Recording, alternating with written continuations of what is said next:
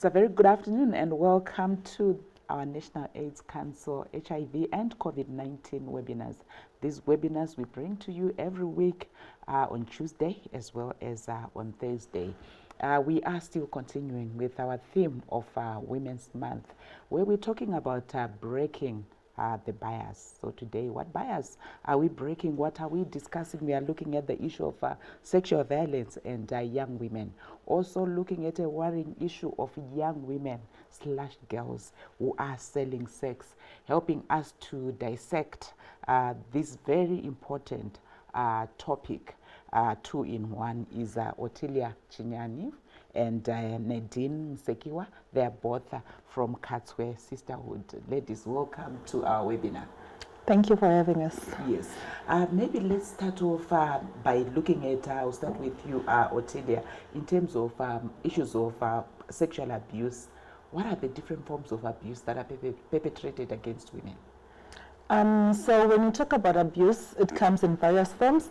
So abuse generally is violence. When we talk about incidents that happen when there is no consent of the woman in question or the girl in question. So it comes in various forms, and usually just to give a brief background around issues of violence, where you see that our society is generally patriarchal, where you see that because of religion, culture, and how we're socialized, men are given many privileges, and among the privileges is dominance over women.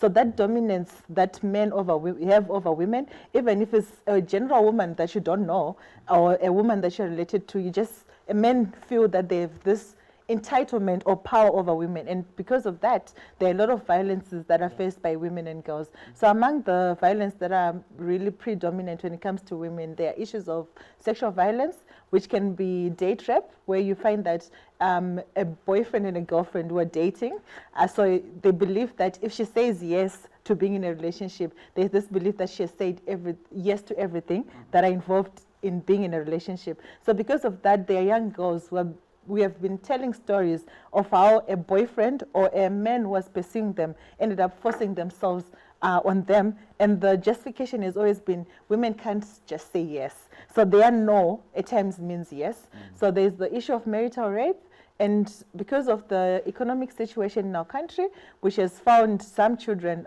vulnerable, we have young girls who are selling sex, and there are older women who are also selling sex for survival. Then other forms of violence, you can talk about physical violence, you can talk about the abuse that comes even in public spaces, sexual harassment in public spaces, in workspaces. Yeah. One issue that you have spoken about and is often debated, the issue of marital rape.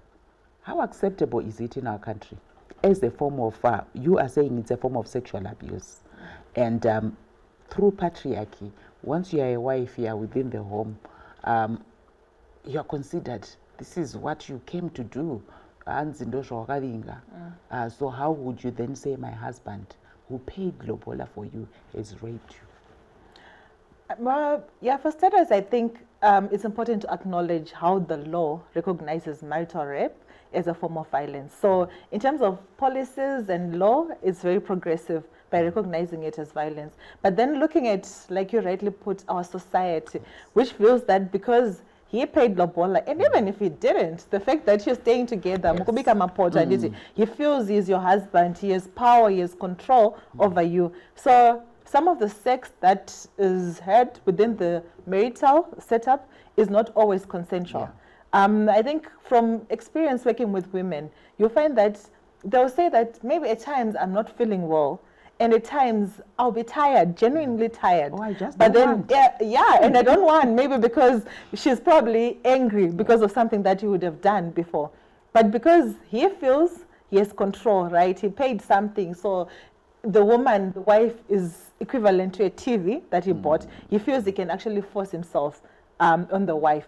So society does not really want to accept it as a form of violence, but it's something that's really happening to women. Women talk about it when you create safe spaces for them, but then they don't report because everyone will like, how can you say your husband raped you? It's the same with date rape. People then argue, how can you say your boyfriend raped you? They look at the different circumstances. Why did you go to his house? Exactly. It means you wanted it, right? Yeah.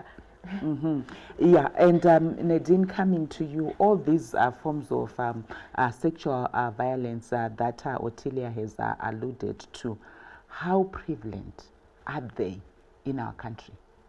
Okay, so issues of sexual violence have always been prevalent, but especially in Zimbabwe, it has increased, starting in 2019 with the COVID-19 pandemic. And this was mainly due to the lockdowns that we had in place, meaning a lot of young women, a lot of young girls were locked in with the abusers. So this is when there was a spike or an increase in the cases of sexual violence. And also, just according to a research that we're conducting also as Katsu's Sisterhood, and some of the cases that were being referred to us, just during the COVID pandemic, the early days themselves, were able to record 35 cases. And these are the ones that were reported to us, because some go unreported. So we had 35 cases of young women saying that they had been abused. And also there's been a study done by the UNFPA, and that has been showing that at least 1 in 3 Zimbabwean women have faced or are facing sexual violence on a daily basis. So I think just from this, you can see that the cases are very high and it's happening. And these statistics that we have are only of those that have been reported, but many go unreported. And sometimes not reporting might mean somebody might not even be aware that this is abuse that's happening to me.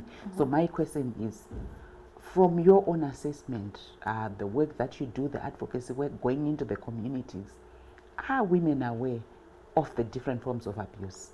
Or even to say, what I'm going through, this is now abuse. It has gone beyond just a normal treatment. This is now abuse. Okay.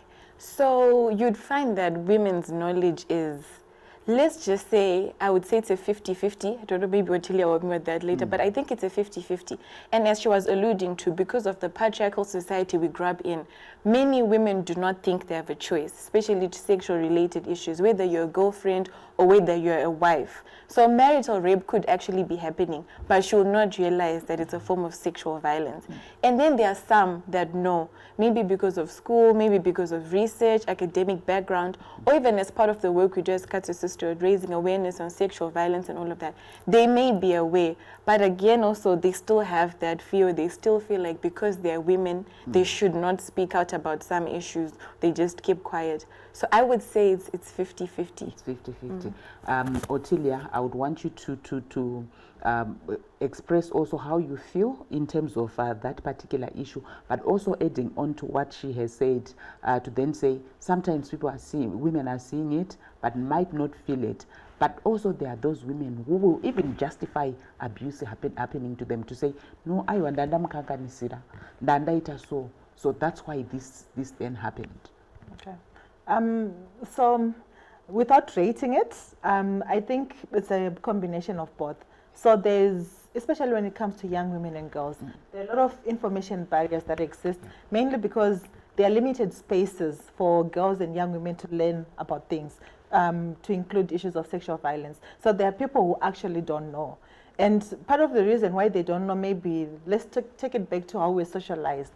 So there's this thing of blaming yourself for being in a particular situation. I can talk about date rape, where a lot of girls, even older women, they're married to people who rape them.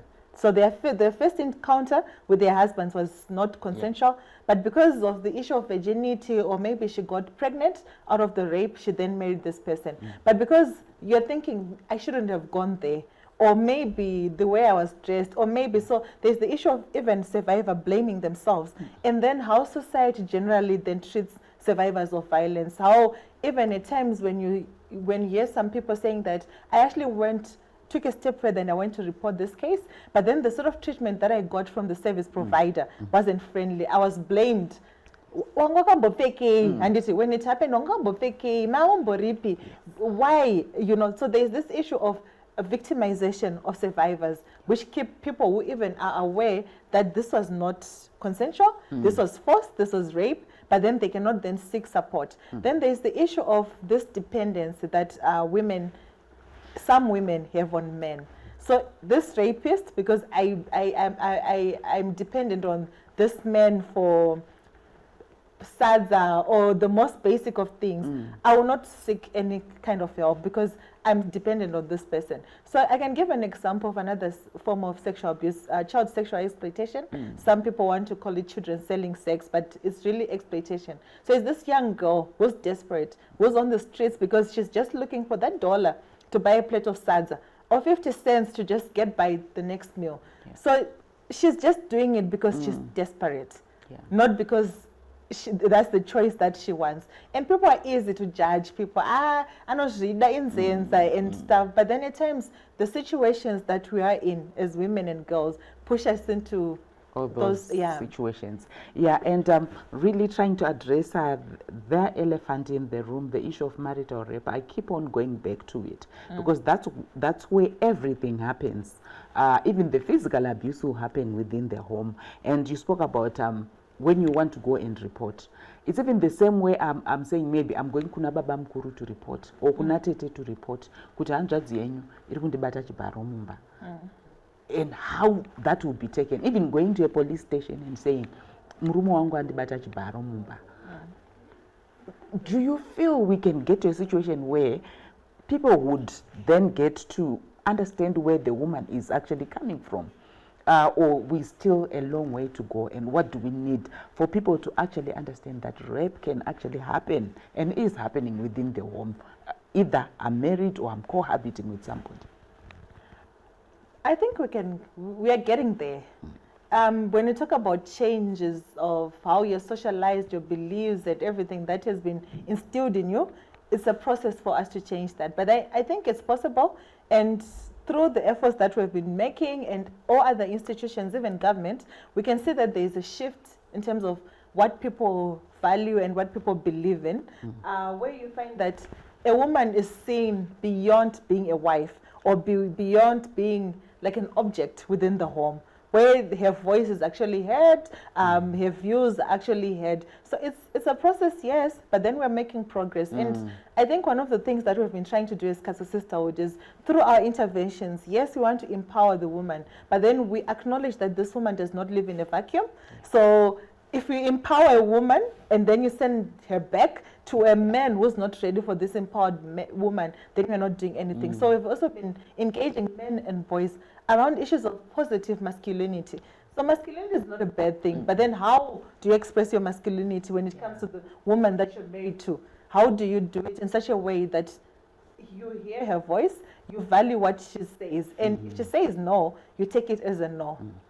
Okay. And Nadine, in terms of that particular issue, do you have success stories that you would say we are actually witnessing women who are going to be reporting abuse? She's saying we are making progress. And are we making progress on the ground? All right. As Katwe Sisterhood, in the work that we are doing, we have been making progress. I'll just share with you some few examples from Mbide. This is where we work in as well. When we started a program on ending child marriages and child brides, we also used to come across women that would share stories as well of, oh, my husband did rape me. And then even when you talk to them and you're raising awareness and you even tell them about the referral pathway system, how you report, how you get help, they would still be a bit hesitant because of socialization and patriarchy to report these cases. But now you find that there were some that were able to stand up against their husbands and report such cases. And just as Otilia rightfully said, we also don't want to have this vision or this image of women living in a vacuum. So in cases such as that come to us, we also try and bring the husband with her. We offer counseling services as well. So you'd find that the whole aspect of positive masculinity is also coming into play. So at the end of the day, we do have some cases that we reported and that were followed up. And we also had some where counseling services took place. And we now even have those men becoming champions, he for she champions, also just teaching other men around their district on positive masculinity. All right. And you spoke about the referral pathway. Maybe there are some who are actually just watching us and might be experiencing it and is wondering how best can I actually utilize that? What is that pathway that one can actually follow? Okay, so the referral pathway is simply just a pathway which victims, or let me say survivors of gender-based violence, can use in accessing services. So there are different types of services. We have psychosocial services, and then we also have the services where you're seeking the help of the police or law enforcement. So within our referral pathway, we have different partners that we work with. Some include the VFU, that's the police station, the victim-friendly unit. So for all issues relating to sexual gender-based violence, that is where one can go to. And then from there, we also have partners such as Msasa. They also offer shelters, safe shelters for women. We have different partners, NAC as well, PSZ. So it's different partners that come together to offer different services to survivors of gender-based violence. Indeed, those are some of the organizations and partners that you can actually approach in the event that you are facing any form of abuse. And today we are zeroing in on the issue of sexual abuse. We have Cat Square Sisterhood on our webinar.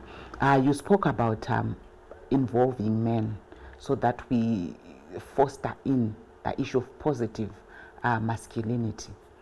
But one question also that comes in is, often you hear people saying, you tend to focus on women, and as women who are experiencing abuse. But there are men who also experience abuse. And that's my question to you to say, from what you have dealt with in the community, have you also encountered women who are saying, I'm actually abusing my husband? And then we say, do men also suffer sexual abuse? Well, yeah, I do believe there are men, not just believe, but then we have heard of men who are facing violence.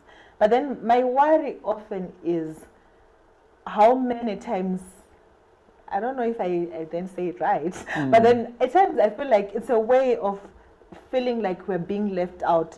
We still want to be relevant, for lack of better words, like seeking relevance. Yes, it's happening. I do acknowledge it. And we have heard men who say, my wife beats me, or but then when we compare the violence that's faced by women and that which is faced by men, it's really different. There's a very significant difference between the rates of violence. Not to trivialize, get me right, I do not trivialize. And when we talk about violence, we are clear that any form of violence is wrong, no matter who the perpetrator is. So even if it's the woman who's perpetrating the violence, it's still wrong.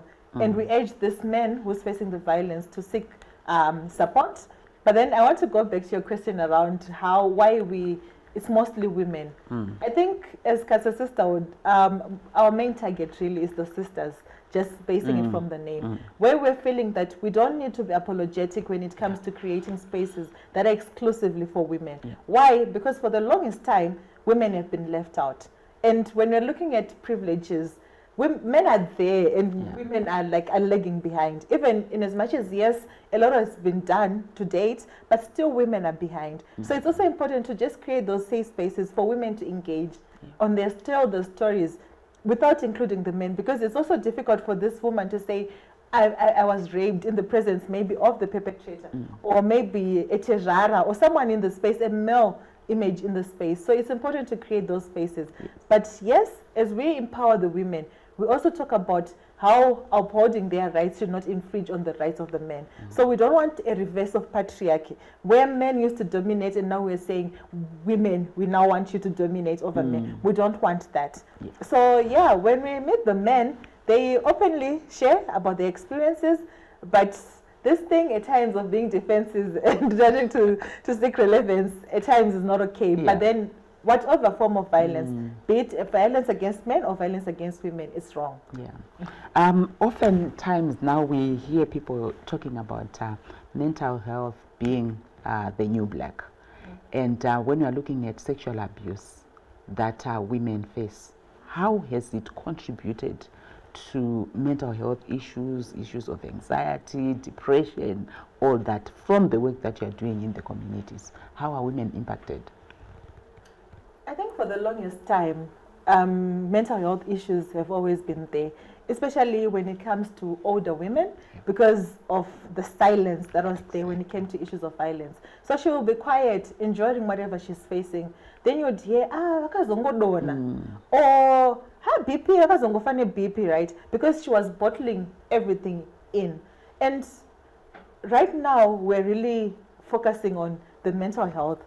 Like when we're looking at the well-being of a woman, we're also now considering issues of mental health, where you see that a lot of women are depressed.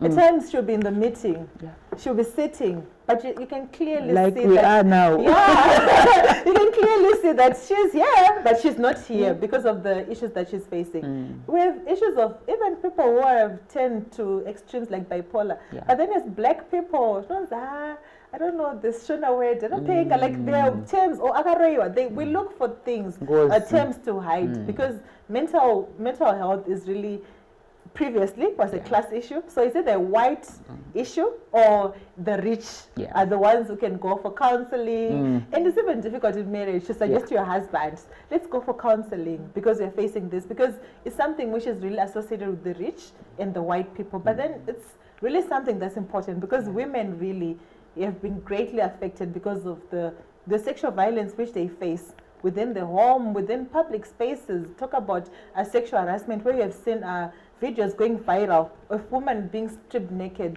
The sexual harassment that they face within the workplaces, but because they cannot really openly talk about it, they don't get the counseling that they need to get. The next thing is depression. Nadine, you want to add? And just to add on to what Otilia said as well, you also find that a very huge percentage now of the younger people, the younger women, also going through mental health issues.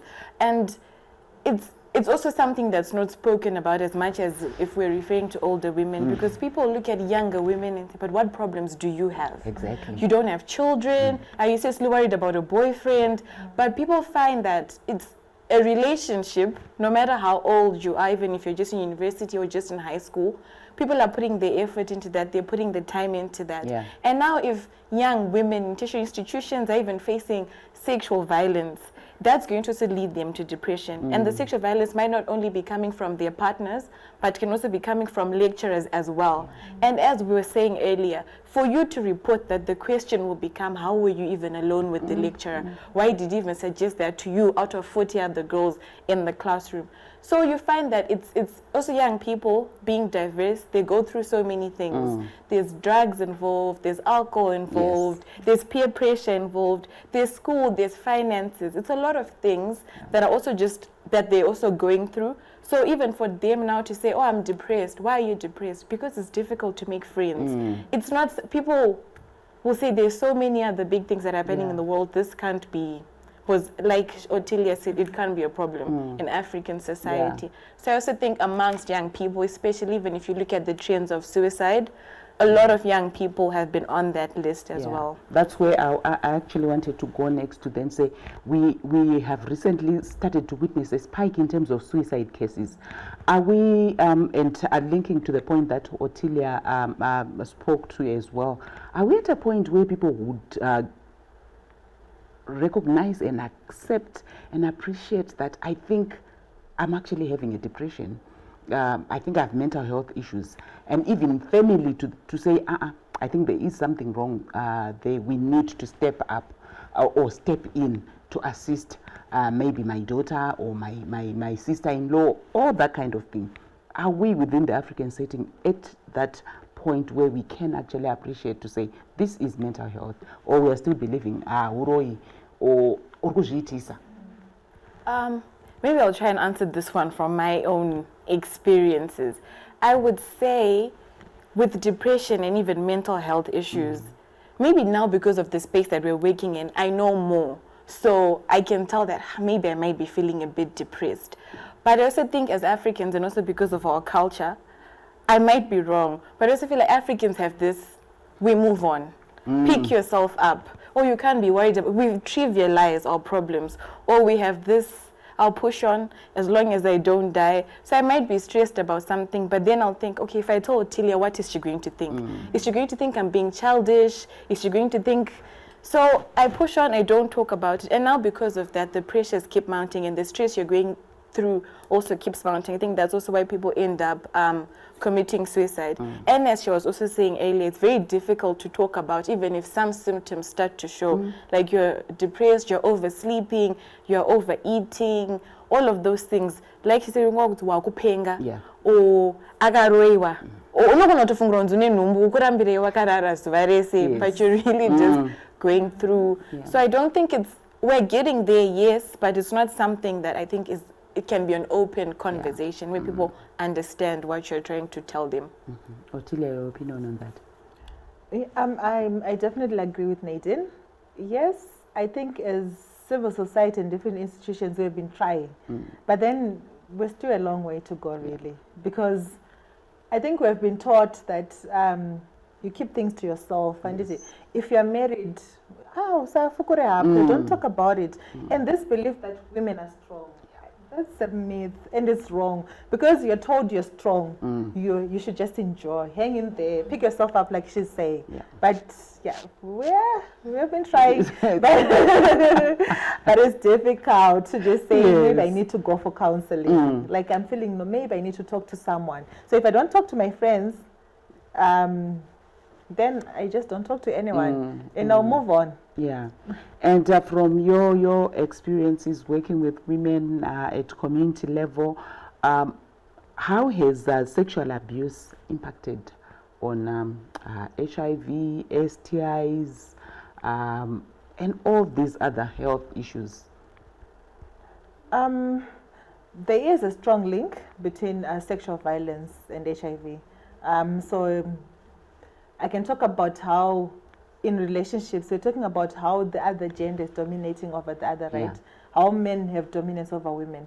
So in a relationship, say a marriage, you were really passionate about issues of marital rape.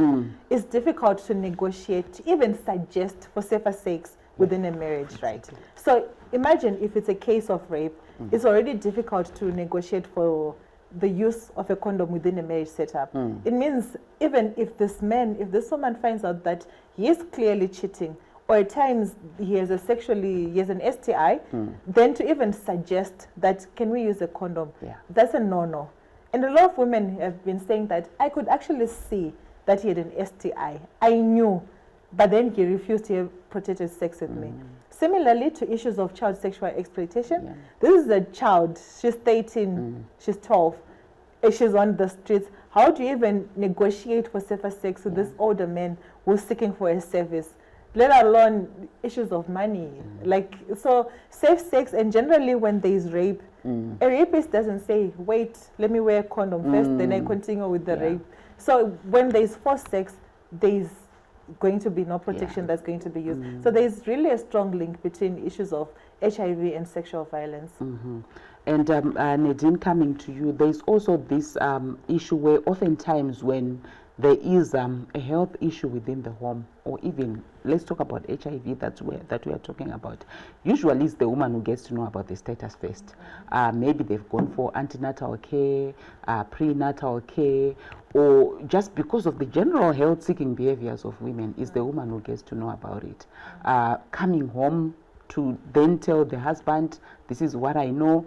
Often we hear women have been accused, you are the one who actually went outside, you looked for it. Why did you get to know about it? What were you looking for you to even go for an HIV test? And then you find even women struggling to take even their ARVs in the presence of their husband, and sometimes just deciding to live knowing their status but not opening up to their husband. I think that's mainly due to the stigmatization that's around HIV or any sexually transmitted infections or diseases. Like you're rightfully saying, people, or let's say people living with HIV, will not want to disclose now their status, because like you rightfully said, that example in a marriage setup, the husband or their partner might become defensive. What were you looking for? How did you find out? Or even if it's in a relationship where someone is not married, it's girlfriend and boyfriend, because of the stigma or discrimination that comes with that, a woman or a man might not be comfortable talking about it. So now you find that many people keep their status to themselves. And because of that now, if they end up having multiple sexual partners, this is also how the infection of the virus is spreading to people. So I think there's a lot of work to do around trying to solve or just raise awareness on discrimination and stigmatization of HIV, or just people living with HIV. And people should be more confident and more open to talking about it. Otilia, your opinion on that? So just to add on to link to what she was saying. So when the woman, like you were saying, that because of the health-seeking behavior of women, they know first, right? So bringing back the link between HIV and violence. So at times when they then do disclose, it causes violence. Yes. Yeah. So the violence that comes with being blamed, being accused, and all that. Just to give an example of one of the communities where we work in, around issues of people not then willingly disclosing their status to their partners. So there was a bush, right? And then it burnt. So when people now were clearing things, they found bottles of ARVs. Oh my So goodness. just to say that this person is not willing to open up, so they'd rather go to the bush, take their medication, and then go back. Yeah. Just because of this fear that comes with what will happen if I then tell him that I've tested HIV positive. What will happen to me? What will happen to the marriage and all? Yeah, that's really quite a challenge that women are facing on a day-to-day basis due to sexual abuse. We're actually seeing the linkages that exist between sexual abuse, HIV, STIs, and the general well-being of women and girls. Let's now look at the issue of, you briefly alluded to it, Ottilia, girls selling sex. How prevalent is that, and what really happens when we're talking about girls selling sex? Who are these girls? So in terms of statistics, I'm not yet so sure how accurate, if there is any right now, because it's difficult for this, because they are kids, they're minors, it's difficult for them to openly speak out. But then as Katskwe, how we came across this as a problem is when we're doing our work with the older sex workers around promoting their health, etc., where we realized that there were young girls were coming. So every time we would have meetings, you'd see, but that one looks very young. She's young. Then ask them, how old are you? You should say, I'm 13, I'm 12. And I want to believe there are even others who are below 10 who are on the streets. And upon finding out and engaging with them, trying to understand why, how did they come to get into that situation, you'd hear that most of them is really out of desperation, like I'd said before. Where you'd find, because of how things are in our country, some children will be left behind and their parents will leave the country trying to seek for greener pastures.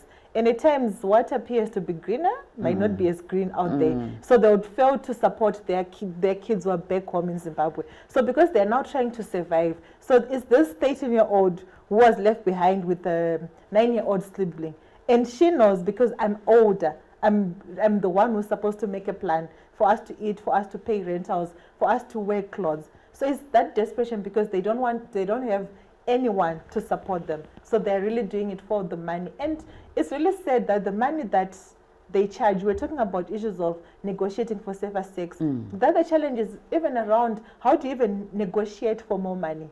So if he says, I'll give you 50 cents, if he says, I'll give you $1, that's what you'll take because you're young. And issues of maybe failing to stay in school, some would come to Harare thinking they are going to find better jobs, and when they get here, things are tough, they end up going on the streets. But all those young girls are really desperate. Like their stories, if you were to get into the space where they will be sharing their stories, they're really sad realities. They'll tell you, I do not want to do this, but I don't have a choice. I need to eat. I don't enjoy it. And most of them will be sharing issues of physical abuse by the clients. Some do not even pay them. Some remove condoms in the middle of sex. Like some will be dumped, you know. It's really a sad reality, but it's something that's happening, and it's across Zimbabwe, really. That's what I wanted to ask Nadine to say. Where is this happening? Because I'm looking at maybe somebody who's 30, 25 as a man, and you're going and saying, I'm paying for sex to a 9-year-old, 11-year-old girl, and you're saying, I'm buying sex there. Well, as Ottilia said, these cases are prevalent all around Zimbabwe. But if I'm speaking from a more informed angle, say we work in one of the districts, Hopley, That's where one of the districts we work in, and that is also where we've come across young children selling sex. So that is one place where you'd find a lot of them, but mainly because it's an informal settlement. So a lot of people went there. Some came looking for jobs. Some were dumped. There's child-headed families. So it's also a whole lot of factors that put the people in one place, and that is how they came to selling sex.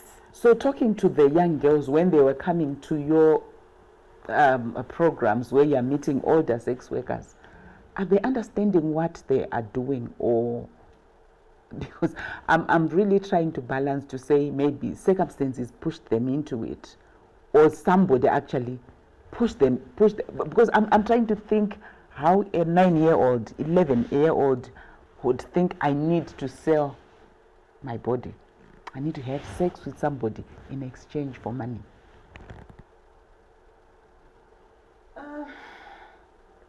Well, I don't know your question around understanding in terms of what exactly, but we live in small communities where you see things happening.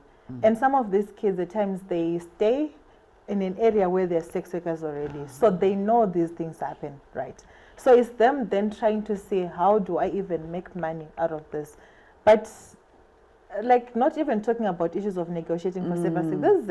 This is a kid. Exactly. I can imagine myself when I was young, or even think of a young girl. At times I don't go no gays and I don't know weight and stuff. So these are young girls. Yeah. They don't really, and some of them, when they have my STI, they don't even they have no idea.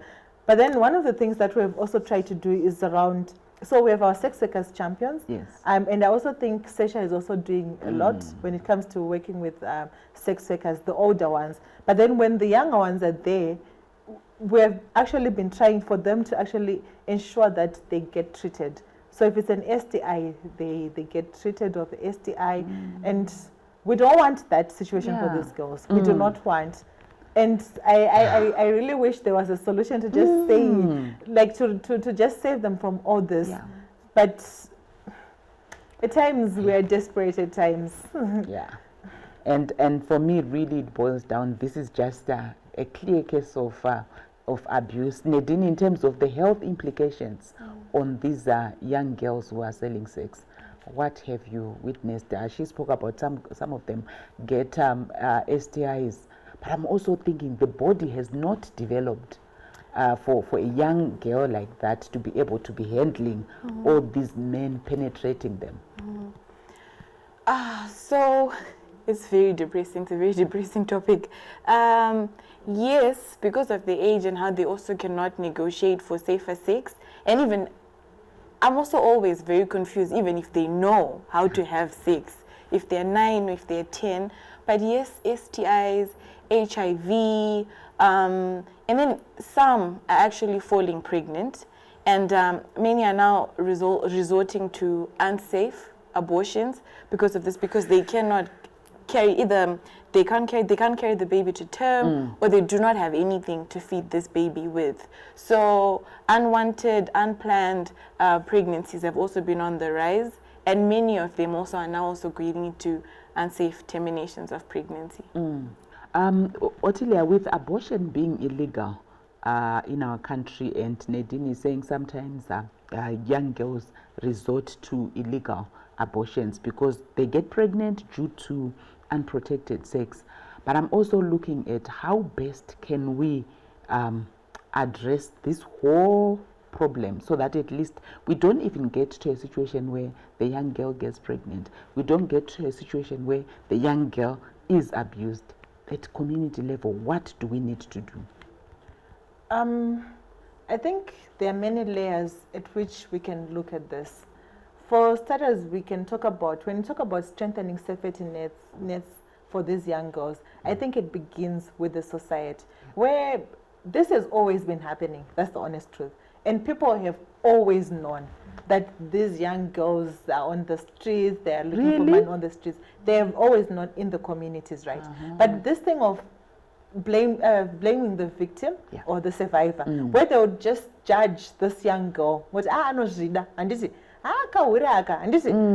yet they're not then acknowledging that this is a young girl. whatever is happening to this young girl is abuse. It's violence. It is. Whether she's going there in her mind thinking that I'm going because I want money, but it's abuse. And the pedophiles are really known.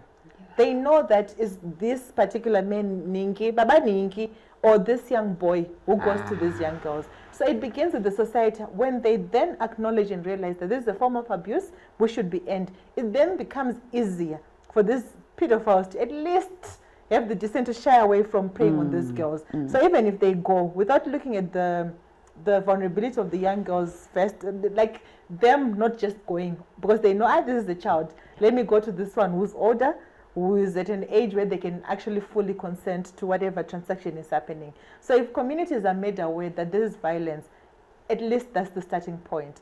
Then I also want to acknowledge the efforts that's been made by the Minister of Social Welfare. So I think a few years back, when we're working with these young girls, we had some of them being rescued from the streets and they were sent back to school. Because some of them will tell you, I want to go back to school.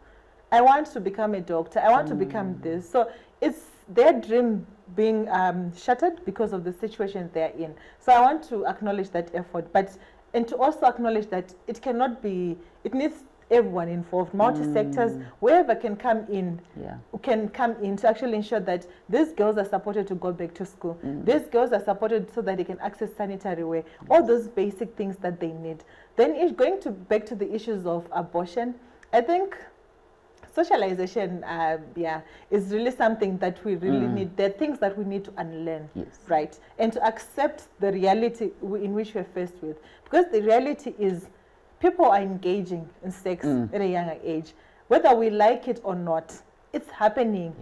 So we cannot really police what these young girls, so moving away from child sexual exploitation, just looking at girls in general. So we cannot really police what they do in private spaces. We might never know. But when it comes to issues of access to, be it contraception, be it condoms, it's something that we should really be pushing. I know there have been a lot of debates around. There was a time when the government was suggesting putting condoms in schools, and people were really vocal about it. State churches were really saying no. But we only realize that or want to admit that it's happening when it's your 13-year-old or a 14-year-old who comes back pregnant. When it's happening next door, it's okay. No, don't give them access to services. But when it comes to you, then the reality strikes. So just to ensure that even when it comes to the service providers or the communities or whatever, any sexually active young person can access the services without being judged, without any questions being asked. At least it's a starting point. Because in as much as, yes, we're giving them information, but if she doesn't want to stop, she won't stop. If he doesn't want to stop, he won't stop. And I think also with the new curriculum, which is now looking at comprehensive sexuality education in schools, I think as we strengthen that within schools, because if you see pictures of STIs, I doubt you have sex. So if that information is given to them, at least they'll make their decisions on what to do coming from an informed position. And Nadim, if these men are known, pedophilia prevalent in a community, why aren't we having them arrested? Okay, so one of the major challenges that we have in these communities with regards to that is there's nothing you can do if the victim, despite their age, withdraws the case. We've had it in different levels. The pedophiles, even some of the women who are raped by their husbands or by their partners. We do encourage, as I was saying earlier on, even with their referral pathway, go and report. So sometimes they do, but when we're also making follow-ups with the cases, we're guiding them along, they change their minds. They don't want to report anymore. So if we don't have evidence, if we have no case against the pedophile, if we have no case against the perpetrator, there's not much that we can do. And it's very sad because sometimes these women might not want to withdraw the case, but because of dependency, as Otilia said earlier on, they'll tell you, ndikamsungisa ndinozodye mangwana, ndikamsungisa ndinozobhadhara school fees ne, ndikamsungisa ndinoshereredzwa maraini mese mno, and vanhu vanenge vakuzviziva futi kuti I was raped. So there's a lot of underlying issues that always boil down to but at the end of the day, you knew that this was a perpetrator. Why were they not arrested? So it's a major challenge, but we're working our best to try and resolve that. But there are some success stories of some that have been apprehended. Okay, and that leads me to the next question, where I wanted to actually find out from the two of you in terms of the challenges that you actually face in trying to address issues of sexual abuse, as well as issues of girls selling sex. I know where someone withdraws the case, that's one challenge, but maybe to dig more into that, what are the challenges that you say when it comes to us doing our work, trying to address these issues? These are the key challenges that we face. Starting with Otilia. So I think as we were speaking, we're already speaking to some of the challenges. One of them being issues of dependency on the perpetrator.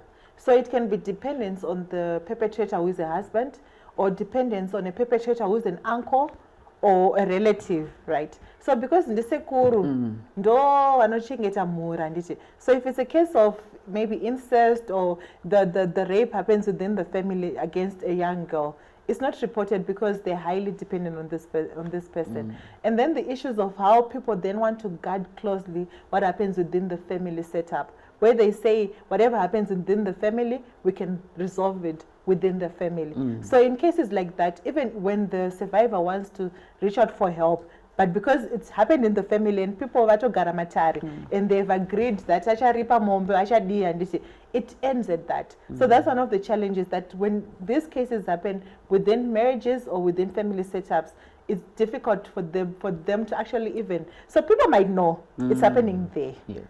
The neighbors might know, but then the family then just decide kuti aiwa ihingeya tiskuitaura ndizvo. So there's the issue of economic dependence.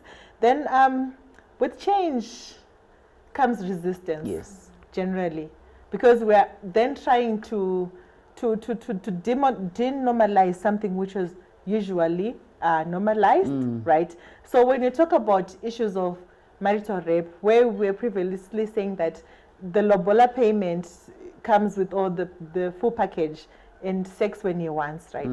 And that's the belief, that's what people know. So now trying to make people unlearn all those things which they normalized before, it's also a process. And how at times culture relates dressing with behavior. So once you dress in a certain way, you're then associated to a certain behavior, which is a bad behavior. Yeah. So this blame victim, which has always been there. And at times we see it even at service provider, because even when he's a policeman, he's still this person who grew up where there is a culture like this, who was told that things are like this. So even when a woman is then trying to seek for the service, at times, yes, the police officer might know that according to the law, this is wrong. But because unfortunately,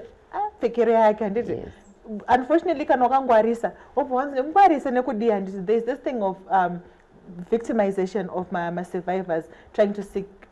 So we've actually been trying to transform all these social norms, which really which normalize violence. But it's a process, really, trying to make people unlearn those things that they've learned for the longest time. And then also just add on to what Otilia said, some of the challenges we face are actually like institutional barriers, where the perpetrator belongs to a church. And the victim or survivor also belongs to the church. So because of that, they're also not willing to invite you in. They don't want you in that space. They're also not willing to report, whether it's an elder, whether it's a pastor. The mother is also trying to close it up. So that is also another challenge, because even if the survivor or the victim wants help, outside help, you are not open, you're not invited in. So you don't have a case, you cannot force your way inside. And then something I also noticed with working with even young women in universities is, even if they do face sexual violence, they might tell you about it, but they don't want to pursue it based on what happened before. Previous cases where there was no confidentiality. And it becomes the whole thing. So some might actually say, we're going through the same thing, but we're never going to speak out because I don't want that label on me on campus. what if my boyfriend finds out? So that's also another major challenge, where they might just tell you they don't want reports, they might just want psychosocial support, but don't let it known because of the stigma and discrimination that comes with that. Yes, certainly.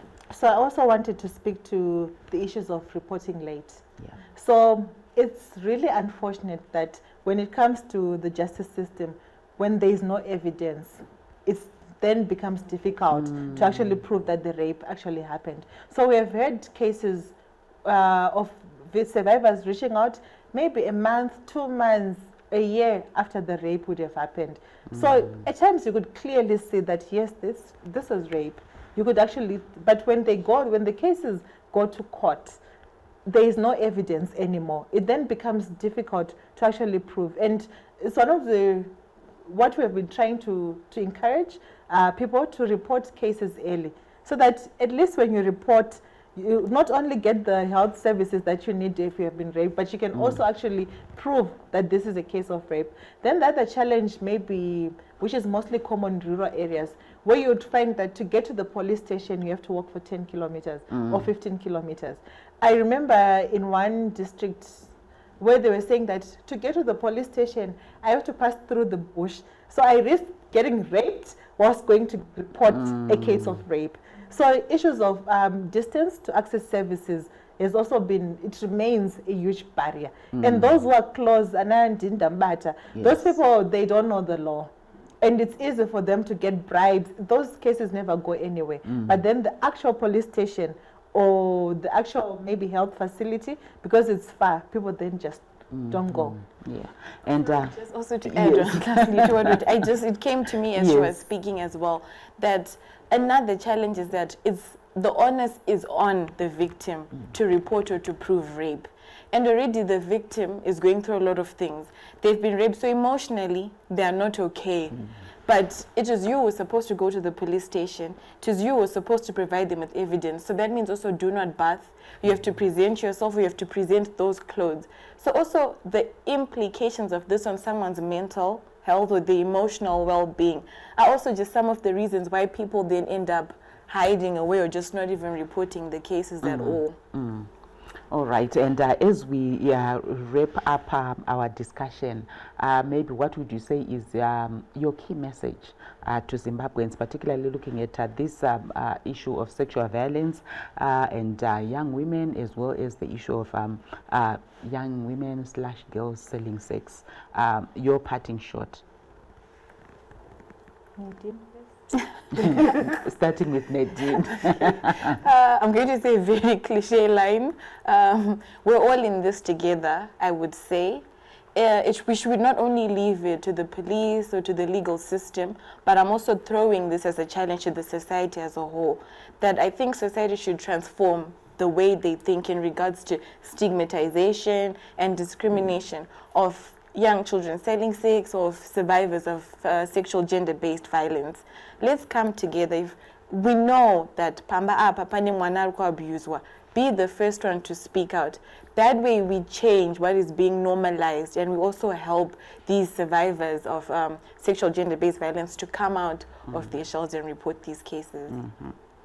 Yes, Otilia.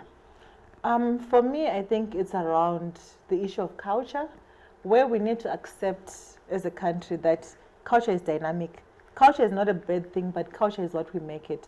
So we should move away from using culture, our value system, as an excuse to perpetuate violence.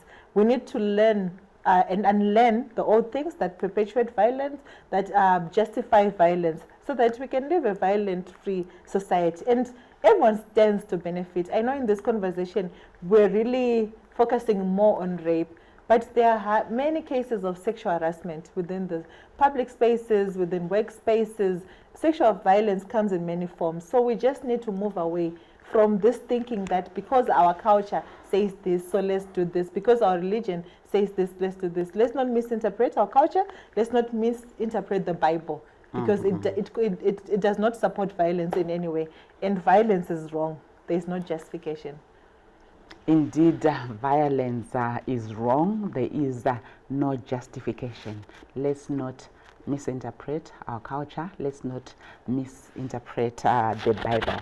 And Otilia is reinforcing to us to say culture, when we are looking at it, is good. It is dynamic, and it is what we make it. So let's not make use of it as an excuse to perpetuate violence, and she is encouraging us to unlearn anything that is negative. Let's really focus on the positives. What we want is to have a violence-free society, and Nadine is saying to us, we are in this together, meaning each one of us has a role to play when it comes to eliminating sexual violence, when it comes to protecting young girls who might be selling sex in our different community. As a community, we need to actually transform around issues of stigma and discrimination that we often perpetuate to maybe people, maybe just issues of sexual violence, even to girls